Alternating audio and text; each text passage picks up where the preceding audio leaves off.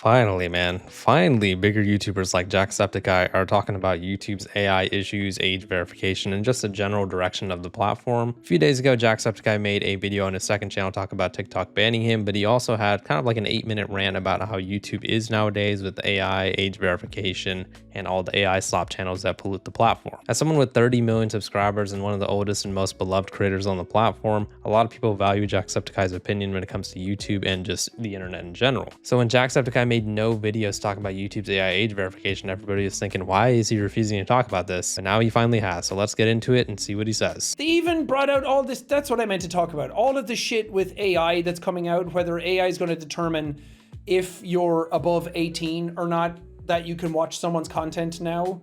I don't know how much that's come into effect and changed people's viewing habits yet. But that also happened around the same time that massive view dips happened for everybody and people started talking about it. But they're also bringing in the fucking AI generated shorts thing where you can just put in a prompt. You know how you can go to ChatGPT or what, fucking Midjourney or whatever. DALL-E was an early one. I don't even know what AIs are around these days because I don't use them.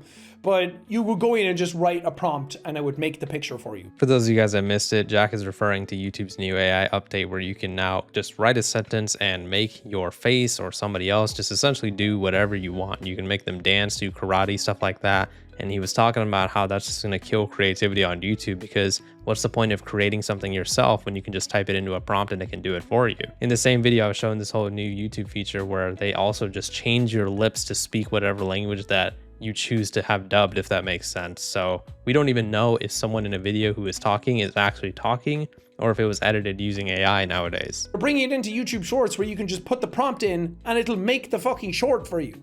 It's also interesting that the videos they chose to show off this feature were all animals. It was like a peacock in New York City eating a hot dog, a gorilla playing piano, that kind of stuff, because people will look at animals and go like, haha, funny, cute, oh, I get it, animals aren't people. But if they started showing people in the content, then people would be like, wait, that's fucked up. Like someone can just put in Jacksepticeye fights Mr. Beast, because that will be a thing people will make, obviously. And then that'll show up. And then it's up to me to put up a thing saying like, hey, my likeness is being used in this. Please don't do that. Like that's absolutely fucked. Do you realize how many people's content and likeness and like how much stuff is going to get stolen, but how many times it's going to put people in scenarios that they don't want to be in? Like, I don't know, that's opening Pandora's box and that's opening the floodgates to changing YouTube into a platform that's not why I started being a YouTuber. I totally agree with what Jack said, and the sad thing is it extends way past YouTube as well. For example, this celebrity over here, Tilly Norwood, has been going viral, except it's not a real person. This is an AI generated celebrity, and yet real directors in Hollywood and other forms of media are trying to contact Tilly's creator and trying to get her in movies and stuff. So it's getting to the point where like, why do you even need a real actress when you can just generate one with AI? And it's just like, dude, what is real? What is fake? When is this going to stop? Is this ever going to have some sort of filter? Yes, AI is the future and it's unavoidable, but at the same time, when is this going to stop and how many people do we need to get on board to speak about this so the entire internet knows that this type of stuff isn't okay and content on the internet should be created by people? Imagine me, fucking early 20s, depressed, had no friends, went to YouTube because I wanted to interact with real people and have friends. And as parasocial as that is, it did work. It did help me. It made me feel less depressed and lonely. It made me sort of feel good about myself, that what I was uploading, it like mattered. I don't know, there's an argument in psychology for what that was doing to me at the time. But now if someone's feeling that way and they go to YouTube, they're not even going to be interacting with people. They're going to be like, we already have a bot problem on the platform. Now they're going to be interacting with shorts that are like, Jacksepticeye played game that I wanted him to play, but he didn't actually play it. Jacksepticeye plays Deltarune chapter 3 and 4. And then there's going to be clips of that. And people don't even care about full videos anymore. They're just going to look at the clip and go, oh, I can't believe he said that about that game that I like. Like, you can just make rage bait that way. It's so fucked. Why is that a thing that's allowed to exist? And they're gonna bring in versions of it now that's like, oh, but we made it safe. And we made sure that we did it properly and all this crap, but eventually it's just going to take over. What is happening? I don't know. I feel like we're at this sort of like cliff edge and we're looking over into the fucking abyss and stuff's going to get worse. And it's up to me to adapt. It's up to me to not use those tools. But if they start promoting, people do the things that gets rewarded. You think people upload the types of videos that they do? Like a Mr. Beast video gets uploaded if it didn't get 1 billion views? You think people wouldn't imitate that shit if it didn't work? Like people only, they're being Pavloved into doing what YouTube's algorithm rewards. You do something, even in the gaming space. I'm guilty of it as well. I upload one episode of something, it does really well. You upload another episode of it.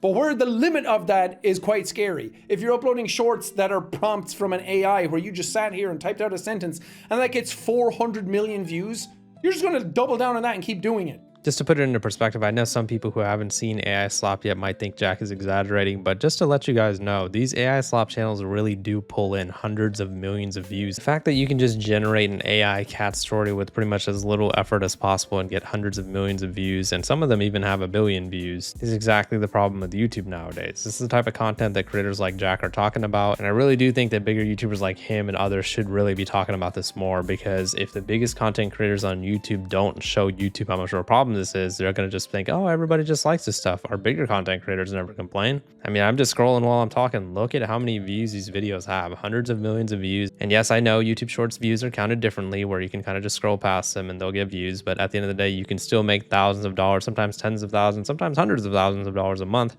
just from generating AI slop bullcrap. Like, where's the limit? Where's the stop?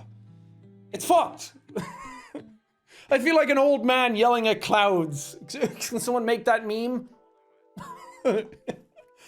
I don't know. I don't want to just be all complainy all the time. I'm going to be here talking about it anyway, because honesty and being genuine and transparent with people is kind of what I enjoy most about being a YouTuber, that I can do that. I don't want that driven out of me because an algorithm has trained people to think it's bad, or that I should be posting rage bait more, because you know what sucks? I went to a YouTube event a couple of years back. It was right after Will Smith clapped Chris Rock's cheeks when he slapped Chris Rock across the face. And we went to a YouTuber event and they flew us out and everything. And I was like, you know what? I'll go to some of these seminars because it's nice of them to fly us to Spain for this event. And we went and we sat down, and the thing they were talking about was how to make content and go viral. And one of the things that happened recently was Chris Rock got slapped by Will Smith. Think about how you can make videos about this. Here we have a number of people making videos about this, and it did really well for them. So you should think about incorporating that into your content. How fucked is that? That's so dystopian to be like, this horrible thing happened on stage where someone assaulted someone else. And sure, it's a meme and it went viral and you can make fun of it, but they're basically saying, like, talk about drama, talk about rage bait, because it just does well. And you want views, right? You should just double down on that. To me, this was the most damning part of Jack's video. So Jack literally goes to a YouTube seminar, the people who have the keys to the YouTube algorithm, and they're just like, yeah, if you want to make it on YouTube, just make commentary slop is basically what they're saying. Take the new biggest thing that just happened and just milk the crap out of it. Okay, so Will Smith slapped Chris Rock. All right, cool. We'll just go ahead and make 10 videos about it. The YouTube algorithm will just keep rewarding you. I mean, I don't know. It's crazy that at a YouTube seminar where the YouTube employees there are supposed to like guide you towards the right way to make content, not only in a monetary way as in making money, but also in a fruitful way to make sure your channel can grow and stay growing. It's like what Jack said, authenticity on YouTube is just disappearing. Now it's just filled with commentary, drama, slop, AI slop, and it's just like, man, it's a really unfortunate direction the platform is heading into, but at the end of the day, the only way we can change it is if we all support real content made by real people. So let me know what your guys' thoughts are on the situation in the comments. It's good to be back. I really did miss all of you guys. Please leave a like in the video if you enjoyed it and subscribe for more. See ya.